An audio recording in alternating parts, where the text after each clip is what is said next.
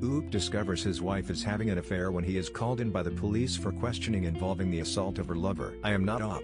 I'm completely lost because I just found out that my 42 meters wife 36F of 12 years has been having an affair from the police who called me in for questioning involving the assault of her lover. Our relationship advice comments Kate said I'm completely lost because I just found out that 12/16/2021 I don't know what I'm doing right now. I don't know if this is the right sub or even if I should be posting this, but I don't have a clear mind right now and I'm here to ask for some direction. I've been married to my wife for 12 years. We have an amazing 11 years old son. Until last night I thought we had a good marriage. I thought I was always really good to her. We have no money problems, no intimacy problems, and I have never taken her for granted. I honestly wake up every morning and thank God she is my wife. Now I don't know what to think. I got a call from my local PD as I was getting off work yesterday. They asked if I could come to the police station as soon as possible. I panicked. I asked if something had happened to my wife or son, but they said not to worry, just get to the station ASAP. When I got there they put me in a room with a table and some chairs. They asked me my name, which I gave. Then they started asking all these questions about a guy my wife works with. I haven't seen or spoken to this guy literally since December 2019 at my wife's company Christmas party. The two officers kept asking me things like how long have you known and how did you find out? The only answer I could give was what are you talking about? After about an hour of this I just stopped answering their questions and kept asking where my son and wife were and were they safe. We just kept going around and around until after about 2 hours on and off because they would periodically leave the room for 15 to 20 minutes then come back and start it all over again like some cheap cop show. The last time they came in the cop handed me a tablet and showed me a video of my wife and the guy from her work having sex. I don't remember much right after that, I just remember screaming what the F is this over and over again. I had a full-blown panic attack right there in the middle of the police station. The police had a paramedic check me out and he said my blood pressure was something like 170/110. He wanted me to go to the hospital but I refused, and said I needed to find my wife and my son. After I calmed down the officers explained that the guy in the video had been having an affair with my wife, and apparently several other women. He had been found that morning in his driveway beaten, raped, and set on fire. He was still alive but in critical condition and they didn't know if he would make it. His wife had given them permission to go through his phone and computer and that's where they found the video of my wife. They asked me where I was that morning and I told them the gym, then work about 10 minutes from my gym. At that point they said I could go, but that I might not want to stay at my house because they didn't know if his affair with my wife could be why he was attacked. They also said my wife wasn't the only person he was having an affair with. That's when I rushed home. My son was staying with our neighbors, so I got him and went home. We packed some clothes, and his laptop for school. I grabbed my gun and we headed to my parents' house 45 minutes away. I still haven't heard from my wife. Her phone is going straight to voicemail. I've called the officer who gave me his card and he said she is at the hospital with the guy she's been cheating with. I am sitting here in bed with my son on one side of me and my .38 on the other. My dad is sleeping in his chair in the living room with a shotgun across his lap, and I've not slept in over 30 hours. I don't even know where to start. Anything would be helpful right now, any advice or ideas. I am in a fog. Update: I'm completely lost because I just found out that my 42 meters wife 36F of 12 years has been having an affair from the police who called me in for questioning involving the assault of her lover. Our relationship advice comments key in 94 update: I'm completely lost because I just found 12/22/2021 I attempted to post this on Saturday 12/19 but it didn't go through, and I got blocked from reposting because I asked a yes/no question anyway. Here it is again. I am working a bit so I may not be able to reply that much right now. My original post was removed but a lot of people messaged me and asked for an update. I thought I would fill everyone in on what has happened this week, because the replies I got helped me so much. I really feel like I owe this community a big thank you for helping me get my head on straight, and pointed me in the right direction to get everything done as fast as possible. For those people who said my post was fake, my only reply is I wish, from the bottom of my heart, it was. Sometimes the truth is stranger than fiction. For those who said they couldn't find a news story, apparently due to the nature of the attack a lot of information was withheld. Even our local news outlets only reported it as an assault and it was nothing more than a blurb on our nightly news. For those who implied or directly stated the police wouldn't do that, you are 100 wrong, because they did. I found out from my lawyer that police can literally do or say anything they want, especially if you aren't under arrest short of direct threats of harm. That includes lying directly to your face, which they did. It turns out my wife wasn't at the hospital with her lover when I contacted the detective. She had been admitted to that hospital's psychiatric facility much earlier in the day. while he was still in surgery. I don't know why they would lie about that, but they did. Needless to say, this situation has caused me to become very suspicious of law enforcement. After I woke up that afternoon, I contacted my uncle's law partner, who is a family friend. He actually came to my parents' house and sat down with me to go over my options. His entire law firm is now representing me, both in the divorce and criminal defense. That day, Sunday, he got me an emergency custody order and a protective order against my wife for me, my son, and my parents. Our court date is in 60 days. The police served her on Monday as she was leaving the psych hospital. According to her brother, who is a close personal friend of mine, she did not take it well. She is staying with her parents for the time being. I still haven't talked to her, and she hasn't made any attempt to speak to me either. Whether that's due to shame, indifference, or the order of protection, I don't know, but I'm glad of it all the same. My wife is not the person I thought she was, and I'm ashamed of myself for not seeing it sooner. I had to tell my son something, so I decided to tell him the truth, age appropriate, and literally the first words out of his mouth was, "Please don't let mommy take me away." I asked him why he would say that, and from what he tells me, my wife has been treating him very badly when I wasn't around, and told him, if he told me, she would take him away and my son would never see me again. She has been emotionally torturing our son, and I was too blind to see it. That wrecked me more than the video, to be honest. I told the lawyer about what my son said, and he used my son's statement and her mental state and commitment to get the emergency custody. I have contacted his school for therapy resources, and he will start therapy after the first of the year. I feel like the worst father to ever walk the face of the earth at this point. As for our families, her parents contacted me Tuesday and asked to come see us. I was still at my parents' at the time, and I told them they could come, but she was not allowed anywhere near us. They agreed. They were so apologetic, and her poor mother didn't stop crying the entire time she was with us. Her father was heartbroken and kept referring to my wife as that girl. They both said they felt like something was going on with her, and they did not raise her to be this way. We hugged and cried before they left, and I told them they will always be a part of our lives no matter what happens with the divorce. After what my son told me, their visit was the hardest part of our whole ordeal. My lawyers have been doing amazing work so far. They found out that the man my wife was sleeping with has a long criminal record. One of the lawyers informed me that when they went to print out the guy's arrest record, the printer ran for 5 minutes straight. From what they could learn, he is currently on parole for drug offenses, and has had gang affiliations in the past. He is still alive but in critical condition, and still may not make it. The firm has an investigator who contacted the coworker who drove my wife to the hospital. The coworker informed them that my wife's affair was an open secret around the office. My lawyers think that's how the police figured out who I was, and who my wife was in the video. There are several photos of last year's Christmas party at her work, and my wife and I are in several of them. That's where I currently am in this whole situation.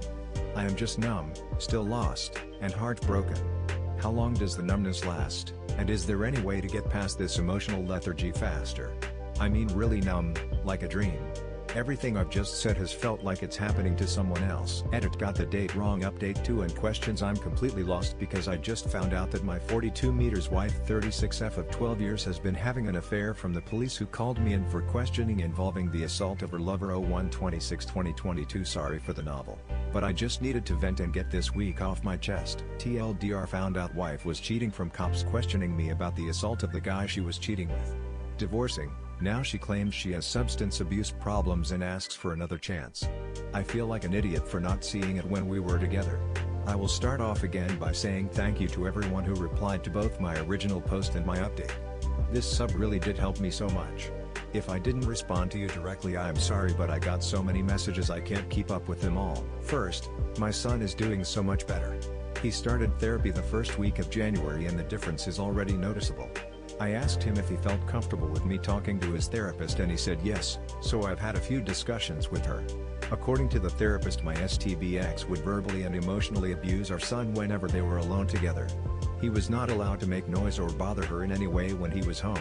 She would leave him alone for hours on end, and even overnight if I was out of town. She would then threaten him with being taken away and never see me again if he told me or anyone else. The therapist said this has made him feel powerless and dependent in a time in his development that she should actually be feeling empowered and self-reliant. So to that end, I have bought him his own phone, and helped him memorize family members' phone numbers, and as many addresses as are relevant. I've also been teaching him situational awareness, to pay attention to street names and how to read addresses on buildings. We've also role-played how to ask people for help. How he can clearly explain to strangers that he's in trouble, and he doesn't feel safe. I know this may sound silly, but my son can be a bit introverted and shy when he doesn't feel comfortable. Even though we've only been doing this for a few weeks, I can see that it's really building his confidence. Any suggestions on how to continue to build his self-reliance would be really helpful. His safety and well-being is still my #1 concern right now. As for myself, I'm doing as good as can be expected. I started therapy around the same time as my son, and although I don't speak to my therapist as much as he does, it has helped to be able to talk through my thoughts and feelings about everything that has happened to us and our family. The numbness is gone, but it was replaced by a white-hot ball of anger in the pit of my stomach whenever I think of my STBX and what she's put our family through. Funny enough, although I hate feeling angry, it's a lot easier to deal with than the numbness. My therapist says this is part of the grieving process, and it's not how we feel but how we channel those emotions that matter. My legal situation, well, I'll be honest, is the scariest thing I've ever dealt with in my life. I was awarded temporary full custody and child support, which I didn't want, but my lawyer pretty much demanded we ask for, as well as a continuation of the order of protection for myself and my son. At the request for an order hearing, which neither my wife nor her lawyer showed up to, the judge asked if we would allow supervised visitation, but my son absolutely refused, which was why my lawyer told me to bring him along. The judge asked my son if he would speak to him alone, and he agreed. The judge, stenographer, and a child welfare officer went into chambers with my son and met for about 10 minutes. After their meeting, the judge granted the temp orders and ordered therapy and psychological evaluation for my son. Luckily, the therapist he is seeing is somehow involved with, or accredited to work with the court, so he doesn't have to see another therapist. My lawyer said this is a good thing because it means his therapist can give a recommendation for custody. But it still scares the hell out of me that she could get some form of custody after what she put him through. As for the AP, I don't know much. From what my lawyers have gathered, he's alive but still in the hospital. I haven't heard from the police since my initial interview, so nothing new to report there. As for my STBX, I still hadn't seen her since the day I was questioned until Thursday. She has attempted to call me a few times, but I haven't answered, and when she called from another number I hung up immediately. I have nothing to say to her, and I don't want to hear anything she has to say to me. Her lawyer requested a preliminary hearing for our court-appointed mediation. She was served the second week of January. She was there with her lawyer, and I know this will sound petty, but even with the mask she looked bad. My STBX was always an attractive and athletic woman. I swear in our wedding photos she looks like a supermodel, but now, well, she's lost so much weight it's disturbing. She looked sick and frail. She didn't even look at me, she just sat with her face down through most of the meeting. Long story short, everything they asked for was ridiculous. They wanted visitation during the divorce proceedings and shared custody after. They want us to drop the ops. She wants to cohabitate until the divorce is finalized. I'm not joking. After all this, she wants to live in the same house. It was so insulting that my head throbbed through the whole meeting. But it was all worth it for the big reveal we gave to her lawyer. Her lawyer asked how we should handle discovery for the division of assets, to which my lawyer got this shocked look on his face and said, "What division of assets? Read the prenup." The look on her lawyer's face was priceless. She hadn't told her lawyer about the prenup. My late uncle, who was the founding partner of the law firm I use, wrote that prenup and actually hired her lawyer to look over it for her before we married. According to my lawyer, it's a thing of beauty because we never mixed finances per my uncle's instructions. The house we live in was a gift to me from my uncle before we married. All the utilities and insurances are in my name. All the vehicles are registered in the owner's name only, and we never had to sign for any debt for each other. We have one shared savings account that is used for household maintenance and an emergency fund. It has around $8,000 in it, which she has already drained. There is less than $300 in it now. The prenup states that all marital assets and debt are to be divided 50-50, and ownership of all intangible assets and personal debt reverts back to the individual who accrued it. The adultery clause simply states that we agreed that if either party is caught or admits to committing adultery, they lose the right to claim any form of spousal support. There's a lot more to it than this, but my lawyer assures me that trying to break this prenup will be damn near impossible, because it is the most fair prenup he's ever read. But the last thing her lawyer asked for was what has really messed with me. He asked that we postpone the official mediation for 6 months while my STBX attends an inpatient rehabilitation facility for substance abuse. Some people in both my last posts stated that she might have a substance abuse issue, but I didn't even think about it, because I couldn't even fathom that. I talked to my lawyer and he said that we would discuss it and get back with him about our decision on that. Before we left, my STBX spoke, literally for the first time, and asked me to read a letter she had written me. My lawyer gave me that this could be a snake, so be careful look, and I debated with myself for a moment but decided to take it. When I got home I read it, and now I wish I hadn't. It started off with all those busted cheater platitudes that everyone warned me about. I love you, I love our family, I know I'm a mistreated son, and I hate myself for it, I want us again. But she did explain that after a major surgery she had about 2 years ago, she started abusing her medication. After a while she started buying them from some of the people she worked with, including AP. He became her go-to guy, and when she ran out of money she started sleeping with him to make up the difference. She said she hid this from me because she was afraid I would make her stop, and she couldn't feel right without them anymore. That he meant nothing to her but a fix, and she hates herself for doing what she's done both to herself and to us. Now she says she understands how awful what she's done is and wants to get better for our family, and asks me to at least give her some time to prove she wants this. Let me state, for the record, I will never get back with my wife. Our marriage was over the moment she cheated on me, and abused our son, but damn, where the F was I while all this was going on? I just feel like the most naive, obtuse idiot to ever walk the earth. And furthermore, how should I approach this from here? Am I just throwing her away, or am I still justified in feeling betrayed? I feel like such a failure as a husband and a father right now. I mean, I feel nothing for her but anger and resentment, but is this how you treat someone fighting the demons she's fighting? I'm just lost and feel so hopeless again. Anyway, any advice would be much appreciated here.